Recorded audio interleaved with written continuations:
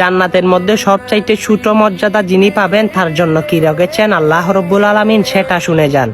মুসা কালিমুল্লাহ বলে, আল্লাহ জান্নাতের সবচাইতে ছোট মর্যাদা কি হতে পারে? তখন আল্লাহ রব্বুল আলামিন বলে, মুসা শুনো, একজন জান্নাতীকে আমি জান্নাতে যেতে বললাম সবার শেষে। সে জান্নাতের গেটের দরজার সামনে গিয়ে দেখে জান্নাত কানায় কানায় ভর্তি, কোথাও আর জায়গা নাই। তখন সে টেনশনে পড়ে গেল, আল্লাহ আমি কোথায় থাকবো, জান্নাতের মধ্যে তো কোথাও জায়গা নাই। তখন সে অশ্রু অবস্থায় কাঁদতে লাগলো।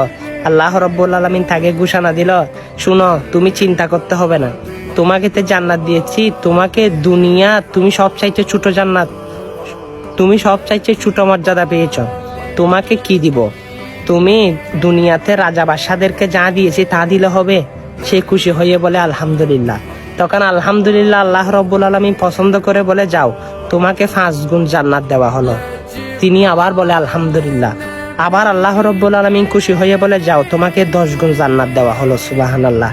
দেখেন একেবারে যে ছোট সবার শেষে মর্যাদা পেল জান্নাতের, সে কিন্তু এত 10 গুণ সমান জান্নাত পেয়ে গেল। আল্লাহু আকবার। দেখেন আপনি যদি সেই জান্নাতের মধ্যে যদি আগে বা শেষে ঢুকেন, আপনার জন্য কি নিয়ামত রয়েছে আপনি কি একবারও ভাবতে পারতেছেন? হ্যাঁ, সেটাই পাওয়ার জন্যই একমাত্র ইবাদত হচ্ছে নামাজ। নামাজ পড়ুন, পারলে জান্নাতের ঘটনাটা সকল মুসলমানের কাছে শেয়ার করুন, নামাজের দাওয়াতও দেন, সেটা নাজাতের উসিলা হবে, জান্নাতে ঢোকার জন্য যথেষ্ট হবে। সুবহানাল্লাহ। আজও বুঝে থাকবেন, ভিডিওটা শেয়ার করে দিয়েন। আমিন।